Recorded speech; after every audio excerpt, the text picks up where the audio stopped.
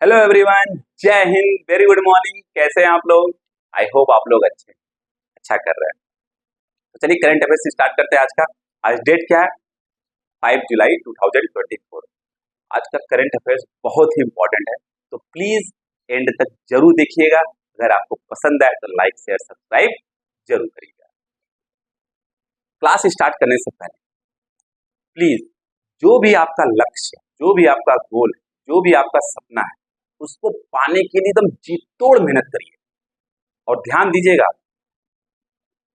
हमेशा यही सोचिएगा कि हमारा आखिरी बार है। ये कभी मत दिमाग में लाइएगा कि इस बार थोड़ा सा कर लेते हैं, अगली बार पूरी मेहनत कर लेंगे। नहीं, बिल्कुल नहीं। हमेशा सोचिएगा इस बार पूरी जी जान लगा देंगे, ये इस बार हमको सिलेक्शन लेके रहना। हमेशा सोचिएगा सफलता आपका इंतजार कर रहा है। अगर आप निरंतर पूरा एकदम जी तोड़ मेहनत करेंगे तो आपको सफलता जरूर मिलेगी। आपके और आपके सफलता के बीच में केवल आप खड़े हैं। आप किस तरीके से सोच रहे हैं वही खड़ा है। अगर सही तरीके से आप सोचेंगे और राइट स्ट्रेटजी अपनाएंगे, सही दिशा में चलेंगे, तो आपका जो सपना है आपको मिल के रहेगा, कोई रोक ही नहीं सकता। ओके, प्लीज अच्छे से मेहनत करिए। तो चलिए क्लास स्टार्ट करते हैं। बहुत ही इंपॉर्टेंट न्यूज है आज का। 1 जुलाई 2024 करंट अफेयर्स। ओके, पहला है 16th नोमैडिक एलिफेंट एक्सरसाइज। 16वां नोमैडिक एलिफेंट एक्सरसाइज। एक कौन सा एक्सरसाइज है? नेवी का एक्सरसाइज है या मिलिट्री एक्सरसाइज है या एयर एक्सरसाइज है? तो देखते हैं, समझते हैं, जानते हैं। 16th nomadic elephant exercise.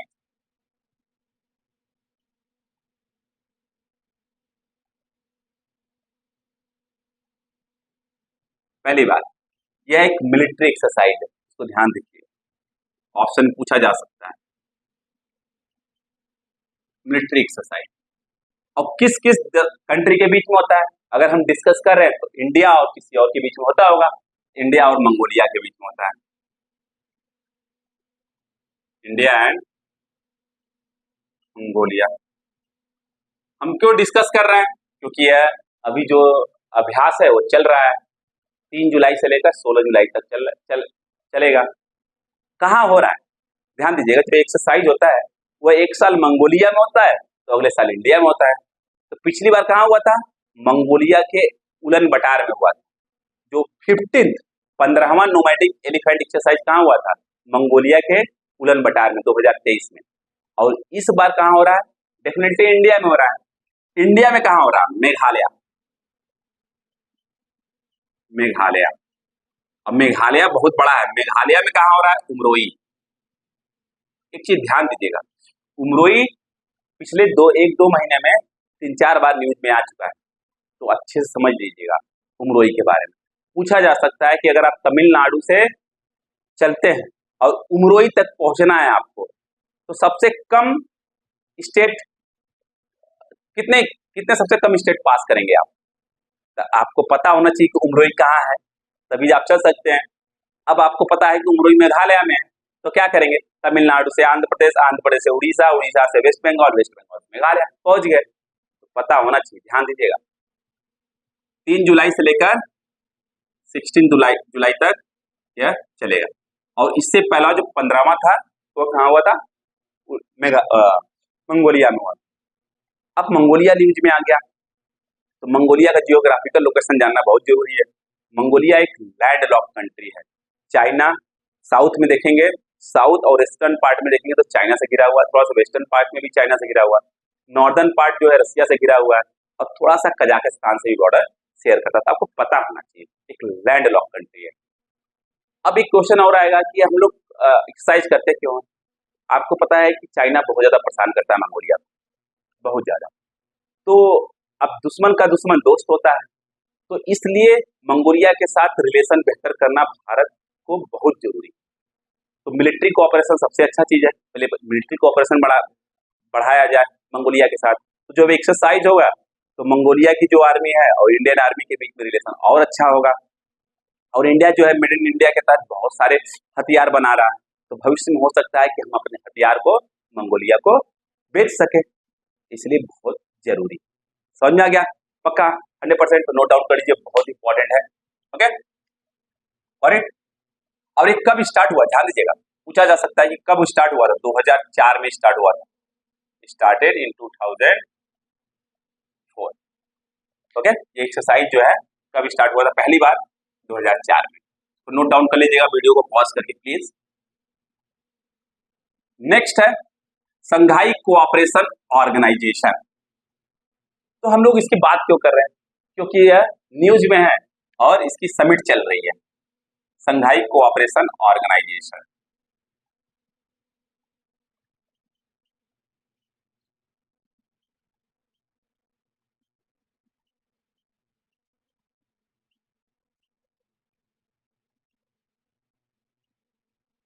जिसको हम लोग शॉर्ट में क्या बोलते हैं? एससीओ। एससीओ 2024 की समिट चल रही है। अब पूछा जा सकता है कि ये समिट कहाँ चल रहा है? तो अस्ताना में चल रहा है। अस्ताना कहाँ है? कजाकिस्तान। ठीक है,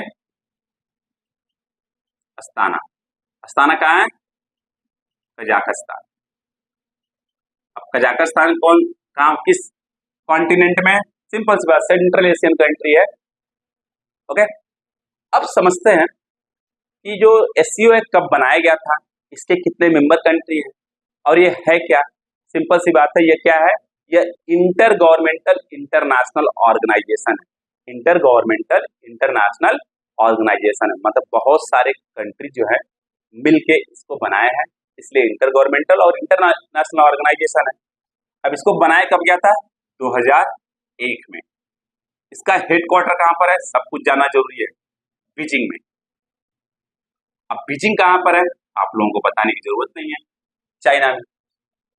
ओके, अब इसके जो मेंबर कंट्री है, ध्यान दीजिए क्या है यह? इंटर गवर्नमेंटल इंटरनेशनल ऑर्गेनाइजेशन है। Intergovernmental international organization. इसके जो मेंबर कंट्री, सबसे पहली बात इसको फॉर्म कौन किया था? इंडिया, रसिया और चाइना ने मिलकर 2001 में फॉर्म किया। एक तरीके से वो फाउंडिंग कंट्री है जिन्होंने इसकी नींव रखी थी। उसके बाद बहुत सारी ऐसी कंट्री थी जो इसको फाउंडिंग मेंबर है इसके। तो इसके मेंबर कंट्री कितने हैं? 2024 जुलाई से पहले इसके 9 मेंबर थे, अब 10 मेंबर हो गए हैं। बेलारूस नया ऐड हो गया। पहले बेलारूस और मंगोलिया जो है ऑब्जर्वर स्टेट थे, ऑब्जर्वर कंट्री थे, केवल 9 मेंबर्स थे। कौन कौन से मेंबर है? बहुत इंपॉर्टेंट है, आपको पता होना चाहिए। कजाकिस्तान, कजाकिस्तान और तजिकिस्तान, उज्बेकिस्तान, किर्गिस्तान, रसिया, चाइना, ये सब पहले मेंबर थे। 2017 में, 2017 में इंडिया और पाकिस्तान इसके मेंबर होते हैं। ध्यान दे, पूछा जा सकता है 2017 में इंडिया और पाकिस्तान भी इसके मेंबर होते हैं, बनते हैं। फिर 2023 में ईरान भी इसका मेंबर बनता है और 2024 जुलाई में बेलारूस भी इसका मेंबर बनता है। तो कितने कंट्री हो गए इसके मेंबर? 10 कंट्री। ये करता है क्या? ये पॉलिटिकल ऑर्गेनाइजेशन है, इकोनॉमिक ऑर्गेनाइजेशन और सिक्योरिटी ऑर्गेनाइजेशन। मतलब सिक्योरिटी, जितने भी कंट्री हैं उस कंट्री के बीच में सिक्योरिटी की बात करता है, किस तरीके से सिक्योरिटी मेंटेन रखी जाए और किस तरीके से आपस में जो तालमेल है उसको बरकरार रखा जाए। समझ में आ गया? और जब इस समिट हो रही थी, इसमें क्या बात हुआ? इसमें जो अफगानिस्तान की सिचुएशन है उसके बारे में बात हुआ, रसिया और यूक्रेन का जो युद्ध चल रहा है उसके बारे में बात हुआ। बात समझ में आ गई? ओके, क्या है? मल्टीनेशनल ऑर्गेनाइजेशन है। और समझ में आ गया? तो क्या है यह? समझ जाइएगा, यह एक तरीके से political, economic and security organization है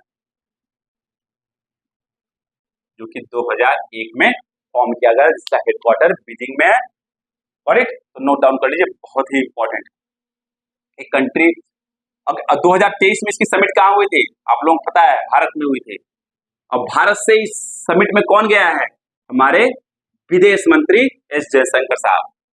ध्यान दीजिएगा, बहुत ही इंपॉर्टेंट है, तो पूछा जा सकता है, एग्जाम में पूछता ही है। जो ऑर्गेनाइजेशन होते हैं, मल्टीनेशनल ऑर्गेनाइजेशन होते हैं जो, उसके बारे में पूछा ही जाता है। इंटरनेशनल ऑर्गेनाइजेशन जो होते हैं उसके बारे में पूछा ही जाता है। ध्यान दीजिएगा अच्छे से। ओके, अब हम बात करते हैं करबी एंगलोंग। करबी एंगलोंग ये क्या है? करबी एंगलोंग एक हिल है, माउंटेन है। अब इसके बारे में डिस्कस क्यों कर रहे हैं? सिंपल सी बात, पहले पहले पहले पूछा जा सकता है कि जो करबी एंगलोंग हिल है वह भारत के किस स्टेट में? तो करबी एंगलोंग जो है वो भारत के आसाम में, पहली बात। अब हम डिस्कस क्यों कर रहे हैं इसके बारे में? आपको पता होगा काजीरंगा नेशनल पार्क।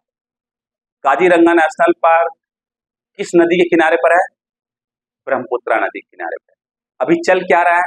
मानसून। तो मानसून के समय बारिश बहुत ज्यादा होती है नॉर्थ ईस्ट में। अब हर साल आप देखते होंगे कि ब्रह्मपुत्रा रिवर के में बहुत सारे बाढ़ आते हैं, तो बहुत सारे लोग मारे जाते हैं। और हर साल जो काजीरंगा नेशनल पार्क है, ध्यान दीजिएगा, Kaziranga national park, Kaziranga national park, इसके नॉर्थ में ब्रह्मपुत्रा रिवर है,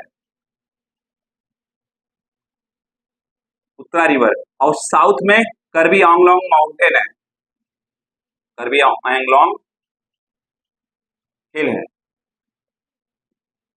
तो अभी मानसून चल रहा, मानसून के कारण ब्रह्मपुत्रा रिवर में बहुत ज्यादा बाढ़ आ गया और ब्रह्मपुत्रा किनारे पे यह स्थित है, इसलिए इसमें काजीरंगा नेशनल पार्क में पानी बहुत ज्यादा घुस गया है, जिससे बहुत सारे जीव जंतु जो है वहां मारे गए हैं। और वहां की जो बहुत सारे जीव जंतु हैं वहां से मूव करके करबी एंगलोंग हिल पर चढ़ गए हैं अपनी जान बचाने के लिए। हर साल ये प्रॉब्लम होती है, ध्यान दीजिएगा, हर साल ये प्रॉब्लम होती है। तो पूछा जा सकता है एग्जाम में कि करबी एंगलोंग हिल कहाँ पर है, पता होना चाहिए। और काजीरंगा नेशनल पार्क कब बनाया गया था? ध्यान दीजिएगा, काजीरंगा नेशनल पार्क 1974 में बनाया गया। अब काजीरंगा नेशनल पार्क किस लिए प्रसिद्ध है? एक सींग वाला जो गैंडा होता है उसके लिए प्रसिद्ध है। Okay, it is a famous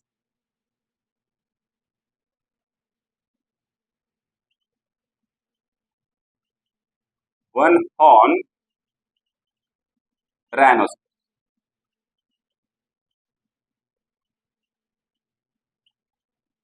got it? One horn मतलब एक सींग वाले गैंडे के कारण यह प्रसिद्ध है, जो कि बाढ़ आने के कारण जो वहां के जीव जंतु हैं वह करबी एंगलोंग माउंटेन के ऊपर या हिल के ऊपर चढ़ चुके हैं। समझ में आ गया? और आपको पता है कि जो काजीरंगा नेशनल पार्क है उसको यूनेस्को वर्ल्ड हेरिटेज साइट भी घोषित किया गया है। तो पूछा जा सकता है कौन से सन में घोषित किया गया है? 1985 में यूनेस्को वर्ल्ड हेरिटेज साइट।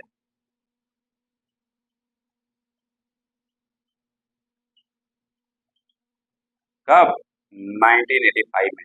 और ये आसाम का सबसे पुराना नेशनल पार्क है, आसाम राज्य का सबसे पुराना नेशनल पार्क है, बहुत प्रसिद्ध नेशनल पार्क है एक सींग वाले गैंडे के लिए। तो नोट डाउन कर लीजिए, पता होना चाहिए। ओके, समझ में आ गया? नोट डाउन कर लीजिए।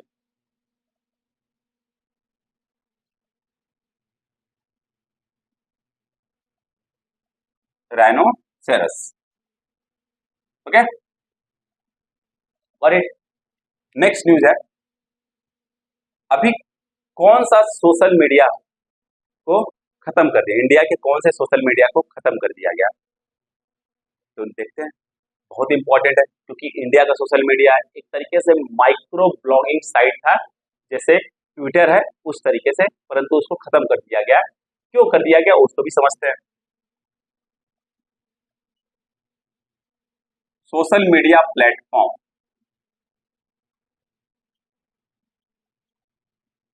shut down recently? चार ऑप्शन दे देगा, अगर पता है तो कर लोगे। कौन सा? कू कू, कू सोशल मीडिया प्लेटफॉर्म है। ओके, ये क्या था? ये माइक्रो ब्लॉगिंग साइट है, जैसे ट्विटर है ना, ठीक उसी तरीके से। ओके, अब पूछा जा सकता है इसको कब बनाया गया था, कब लॉन्च किया गया था? तो 2020 में लॉन्च किया गया, लॉन्च इन 2020 में लॉन्च किया गया। क्यों बंद कर दिया गया? बंद करने का मैक्सिमम जो कारण होता है केवल एक होता है, कोई ऑर्गेनाइजेशन को बंद करने का जो मैक्सिमम कारण होता है एक होता है, क्या? Financial problem.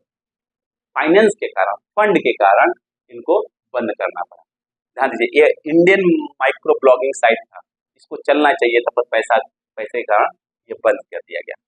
Okay, shut down because of, ध्यान दीजिए, इसको किसके कारण बंद किया गया? Because of financial problem.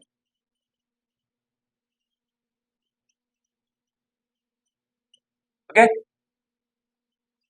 अब पूछा जा सकता है कि जो ये माइक्रो ब्लॉगिंग साइट है कू, उसके जो फाउंडर है उनका नाम क्या है? फाउंडर का नाम देख लेते हैं, एग्जाम में पूछा जा सकता है।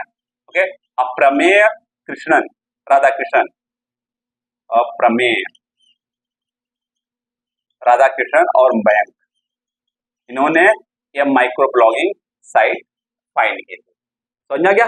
ये माइक्रो ब्लॉगिंग साइट फाइंड की थी। इसका हेडक्वार्टर कहाँ है? पूछा जा सकता है, बेंगलुरु में। अब यह नहीं रहा, इसको बंद कर दिया गया, और 10 से अधिक लैंग्वेज में काम करता था, मोर देन 10 लैंग्वेज में।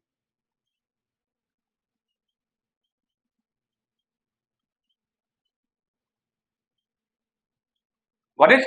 No problem. तो ध्यान दीजिए, कौन सा माइक्रो ब्लॉगिंग साइट बंद कर दिया गया? कू। इसका हेडक्वार्टर कहाँ है? बेंगलुरु में। कब बनाया गया था, कब लॉन्च किया गया था? 2020 में। बनाया तो 2019 में गया था, परंतु इसको लॉन्च किया गया था 2020 में। किस कारण बंद कर दिया गया? फाइनेंस के कारण। एक तरीके से माइक्रो ब्लॉगिंग साइट था ट्विटर की तरह, तो याद करने में आसानी होगी आप लोगों को। सॉरी, निर्माण पोर्टल। निर्माण पोर्टल ये क्या है? ये किस चिड़िया का नाम है? इसमें करना क्या? सबसे पहली बात, एक तो पोर्टल है, इसको लॉन्च कौन किया है, मतलब शुरू कौन किया है? ओके, देखते हैं। जी किशन रेड्डी जी, जी किशन रेड्डी जी, जी किशन रेड्डी जी। ये हैं कौन जी किशन रेड्डी जी? ये कोल और माइन मिनिस्टर हैं, हम ऑलरेडी डिस्कस कर चुके हैं इनके बारे में। कोल एंड माइन मिनिस्टर हैं।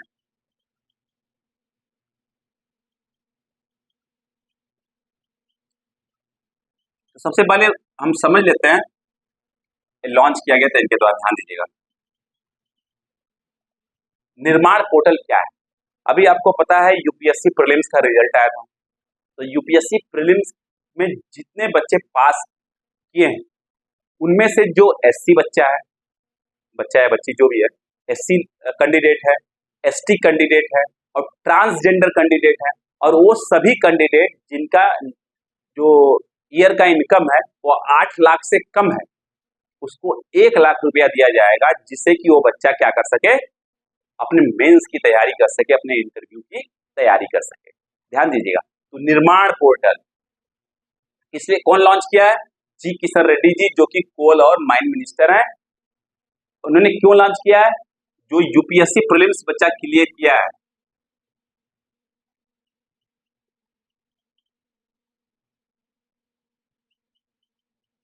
उसमें से SC candidate, ST candidate, transgender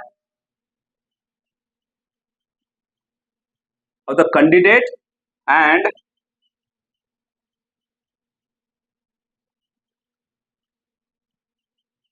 whose income is less than 8 lakh per annum 8 lakh per annum से कम है तो उसको क्या दिया जाएगा? 1 लाख रुपया। 1 लाख रुपया उसको दिया जाएगा, जिससे कि वो बच्चा अपने मेंस की तैयारी अच्छे से कर सके, अपने इंटरव्यू की तैयारी अच्छे से कर सके। समझ में आ गया? तो उन बच्चों का क्या किया जा रहा है? निर्माण किया जा रहा है, इसलिए वह इस पोर्टल का नाम क्या रखा गया है? निर्माण पोर्टल। तो ध्यान दीजिएगा, बहुत ही इंपॉर्टेंट है, तो पूछा जा सकता है। जो भी बच्चा एससी कम्युनिटी से है, एससी कम्युनिटी से है, ट्रांसजेंडर कम्युनिटी से है, और वो कम्युनिटी जिनका साल का इनकम 8 लाख से कम है, उन बच्चों को क्या दिया जाएगा? 1 लाख रुपया दिया जाएगा, जिससे कि वो बच्चा तैयारी कर सके मेंस की। झारखंड के नए सीएम कौन नियुक्त किए गए? 2 दिन पहले कोई और था, 2 दिन बाद कोई और है। तो आप लोग 2 दिन जो पहले पढ़े होंगे वो टोटली चेंज हो गया होगा, ध्यान रखिएगा, क्योंकि इलेक्शन हुआ नहीं है झारखंड का, न्यूज में रहे। तो झारखंड की जो न्यू सीएम है हेमंत सोरेन बन गया है, new chief minister of Jharkhand. किसको बनाया गया? हेमंत सोरेन जी को।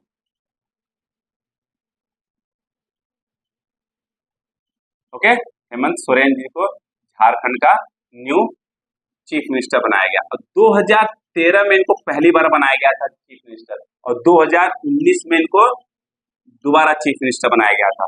और इस हेमंत सोरेन से पहले कौन चीफ मिनिस्टर था झारखंड का? ये भी पूछा जा सकता है एग्जाम में, ध्यान दीजिएगा। ओके, तो हेमंत सोरेन से पहले चंपी सोरेन थे, नाम याद करना आसान हो जाएगा आप लोगों को।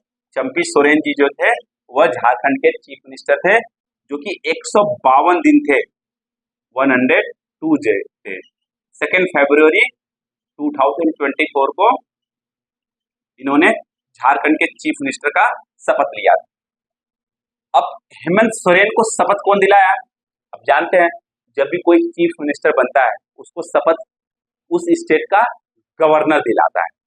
तो झारखंड के गवर्नर का नाम क्या है? ओके, झारखंड के गवर्नर का नाम क्या है? सीपी राधाकृष्णन।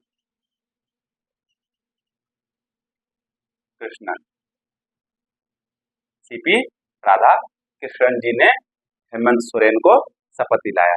अब हेमंत सोरेन से पहले जो चंपी सोरेन थे, उन्होंने अपना क्या दिया होगा? गवर्नर जी को अपना रेजिग्नेशन दिया होगा, तो चीफ मिनिस्टर का पोस्ट खाली हो गया होगा। उसके बाद चीफ मिनिस्टर क्या हेमंत सोरेन को क्या दिए होंगे? न्योता दिए होंगे, क्या ये चीफ मिनिस्टर का शपथ लीजिए, क्योंकि हेमंत सोरेन जो है जिस पार्टी से है वो पार्टी जो है लार्जेस्ट पार्टी है झारखंड के अंदर, झारखंड मुक्ति मोर्चा। समझ में आ गया? No problem. Okay, note down कर लीजिए, बहुत इंपॉर्टेंट है, बहुत ज्यादा इंपॉर्टेंट। अब एक क्वेश्चन और पूछा जा सकता है एग्जाम में, झारखंड न्यूज में आ गया है, तो झारखंड कब बनाया गया था? तो 2000 में बनाया गया था, आपको पता होना चाहिए। ओके, झारखंड 2000 में बनाया गया था, बिहार से काटकर बनाया गया था, क्योंकि बिहार की एक अलग आइडेंटिटी है, और झारखंड में अगर आप देखेंगे तो मैक्सिमम जो पॉपुलेशन है वो ट्राइबल्स है, तो उनका अलग एक रीति रिवाज है। तो बहुत सालों से डिमांड चल रहा था झारखंड का, इसलिए 2000 में झारखंड स्टेट बनाया गया। अभी क्वेश्चन और आ सकता है कि झारखंड भारत के किस किस स्टेट को बॉर्डर शेयर, झारखंड का जो है किस किस स्टेट के साथ बॉर्डर शेयर करता है? तो आपको पता होना चाहिए, ईस्ट में वेस्ट बंगाल के साथ शेयर करता है, और साउथ में देखा जाए तो उड़ीसा के साथ शेयर करता है, थोड़ा सा छत्तीसगढ़ के साथ शेयर करता है, वेस्ट में देखा जाए तो उत्तर प्रदेश के साथ शेयर करता है, और नॉर्थ में देखा जाए तो बिहार के साथ बॉर्डर शेयर करता है झारखंड। झारखंड की राजधानी क्या है? आप लोग मुझे कमेंट करके जरूर बताइएगा। समझ में आ गया? No problem. Okay, world oldest ostrich nest, दुनिया का सबसे पुराना शुतुरमुर्ग का जो घोंसला है कहाँ पाया गया? अगर हम डिस्कस कर रहे हैं तो डेफिनेटली भारत में पाया गया होगा, ध्यान दीजिएगा। ओके, वर्ल्ड सबसे पुराना शुतुरमुर्ग का घोंसला, world oldest ostrich nest has been discovered, कहां पे डिस्कवर्ड किया गया है? इंडिया में। इंडिया में कहां पे? आंध्र प्रदेश में। आंध्र प्रदेश में कहां पर? प्रकाशम एक जिला है उसके अंदर। ओके, ध्यान दीजिएगा, आंध्र प्रदेश। आंध्र प्रदेश में एक जिला है प्रकाशम, वहां पर डिस्ट्रिक्ट। और जो ये घोंसला मिला है लगभग 10 से 11 फीट का है, 10 से 11 फीट का है और लगभग 41,000 साल पुराना है। 41,000 साल पुराना है। अब आपको इंडिया के अंदर ऑस्ट्रिच मिलते नहीं है, मतलब एक तरीके से लोग पालते तो नहीं है ताकि उसका पालन करते हैं, पर किस तरीके, अब जब ये डिस्कवरी हुई तो उससे पता चला कि किस तरीके से जो मेगाफोना है वह इंडिया से गायब हो गए। अब मेगाफोना किस चिड़िया का नाम है? आप कह सकते हो मेगाफोना वो होते हैं, वो जीव जंतु हैं जिनका वजन जो है 50 केजी से ज्यादा होता है, उसको बोलते हैं मेगाफोना। तो मेगाफोना जो है इंडिया से किस तरीके से एक्सटिंक्ट हो गए, गायब हो गए, इस डिस्कवरी से पता चलता है। और बहुत सारे जो है जो शुतुरमुर्ग के अंडे के छिलके भी यहाँ पर पाए गए। और दुनिया का सबसे पुराना शुतुरमुर्ग का घोंसला कहाँ पाया गया तो पूछा जा सकता है इंडिया में। फिर उसके बाद पूछा जा सकता है कि इंडिया में कहाँ पाया गया? आंध्र प्रदेश में। आंध्र प्रदेश में कहाँ पाया गया? प्रकाशम डिस्ट्रिक्ट है, वहां पे पाया गया। समझ में आ गया? डिप्टी नेशनल सिक्योरिटी एडवाइजर किसे नियुक्त किया गया? डिप्टी नेशनल सिक्योरिटी एडवाइजर, आपको पता है जो हमारे नेशनल सिक्योरिटी एडवाइजर उनका नाम क्या है? Ajit Doval ji. Okay, one of the best brain in this India, मतलब सिक्योरिटी से रिलेटेड, समझ जाइए, बहुत ही खतरनाक आदमी। डिप्टी नेशनल सिक्योरिटी एडवाइजर किसे नियुक्त किया गया? टीवी रविचंद्रन को। टीवी रविचंद्रन को। TV Ravichandran. TV Ravichandran 1990 batch के तमिलनाडु कैडर के आईपीएस ऑफिसर हैं। 1990 बैच तमिलनाडु कैडर के आईपीएस ऑफिसर है, जो प्रेजेंट में स्पेशल डायरेक्टर हैं इंटेलिजेंस ब्यूरो के। अभी जो करंटली जो है क्या है?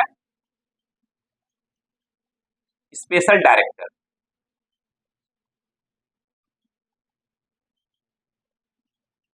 Director of intelligence bureau, IB के स्पेशल डायरेक्टर। समझ में आ गया? तो पूछा जा सकता है एग्जाम में, जो कि नए डिप्टी नेशनल सिक्योरिटी एडवाइजर है, उनका नाम क्या है? तो उनका नाम रविचंद्रन है, TV Ravichandran. Got it? No problem, तो नोट डाउन कर लीजिए, बहुत ही इंपॉर्टेंट है।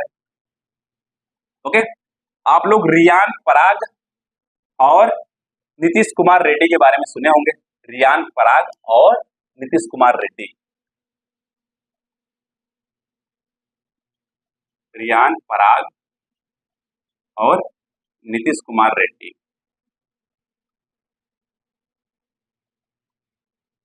डेफिनेटली सुने होंगे। तो रियान पराग क्या क्या है? दोनों लोग क्रिकेटर हैं।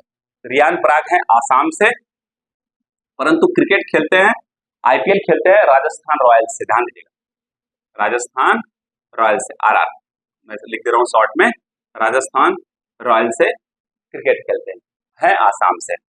और नीतीश कुमार रेड्डी जी कहाँ से क्रिकेट खेलते हैं?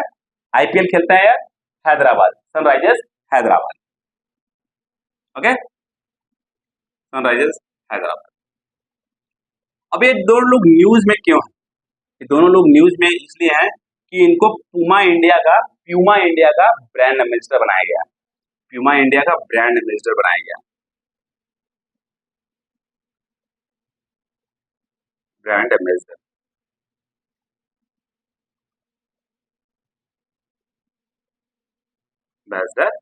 बनाया गया। और आपको पता है नीतीश कुमार रेड्डी को क्या मिला था? Emerging player of the year award मिला था आईपीएल के लिए। Emerging player of the year award, ध्यान दीजिएगा, पूछा जा सकता है एग्जाम में, क्योंकि फिर से न्यूज में आ गया है नीतीश कुमार रेड्डी जी। तो दोनों लोग को प्यूमा इंडिया ब्रांड एम्बेसडर बनाया गया है, इसलिए हम लोग इनके बारे में डिस्कस कर रहे हैं, तो नोट डाउन कर लीजिए, बहुत इंपॉर्टेंट है। तो रियान पराग जी कहाँ से हैं? आसाम से। राजस्थान रॉयल से या आईपीएल खेलते हैं। और नीतीश कुमार रेड्डी जी आंध्र प्रदेश से ही हैं और सनराइजर्स हैदराबाद से आईपीएल खेलते हैं। और नीतीश कुमार रेड्डी जी को क्या दिया गया था? Emerging player of the year award दिया गया था आईपीएल में। नेक्स्ट है space exploration and research agency. Space exploration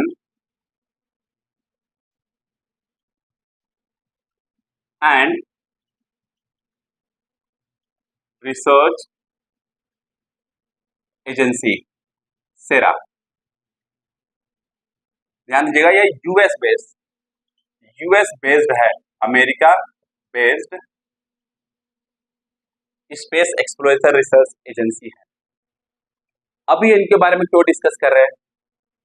क्योंकि इन्होंने क्या किया है? इंडिया को डिक्लेयर किया है। क्या डिक्लेयर किया है? देखते हैं। डिक्लेयर्ड, सेरा ने क्या किया है? SERA declared India as a partner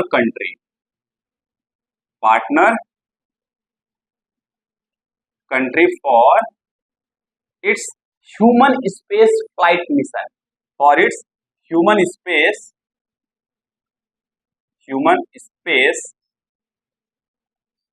flight mission और प्रोग्राम कर सकते हैं। तो एग्जाम में पूछा जा सकता है कि space exploration and research agency ने किसे अपना क्या क्या पार्टनर कंट्री घोषित किया है for its human space flight programme? तो इंडिया को घोषित किया है। तो अभी ये जो सेरा है वह एक स्पेस प्रोग्राम लॉन्च करने वाले हैं, जिसमें 6 सिविलियन को, वर्ल्ड के 6 सिविलियन को वह स्पेस में भेजेंगे। उसमें से एक इंडियन भी होंगे, क्योंकि आपको पता है कि इंडिया इसमें बहुत जबरदस्त काम कर रहा है स्पेस सेक्टर में। पूरे वर्ल्ड में इंडिया का नाम हो रहा है। तो हर स्पेस एजेंसी इंडिया के साथ क्या करना चाहता है? मतलब कोलैबोरेट करना चाहता है। समझ में आ गया? तो इसका सिंपल से पूछा जा सकता है कि जो सेरा है किस कंट्री को अपना क्या बनाया है? पार्टनर कंट्री बनाया है। किस लिए? ह्यूमन स्पेस फ्लाइट प्रोग्राम के लिए। तो ऑप्शन में दे देगा 4 कंट्री, तो आपको पता होना चाहिए इंडिया को। समझ में आ गया? पक्का? No problem. तो नोट डाउन कर लीजिए। आज के लिए बस इतना ही। न्यूज बहुत इंपॉर्टेंट है, तो प्लीज अगर पसंद आया तो इसको लाइक शेयर सब्सक्राइब जरूर करिएगा और बेल आइकन दबाना तो बिल्कुल मत भूलिएगा, नहीं तो नोटिफिकेशन मिस कर देंगे आप लोग। बाय बाय, टेक केयर, पढ़ते रहिएगा।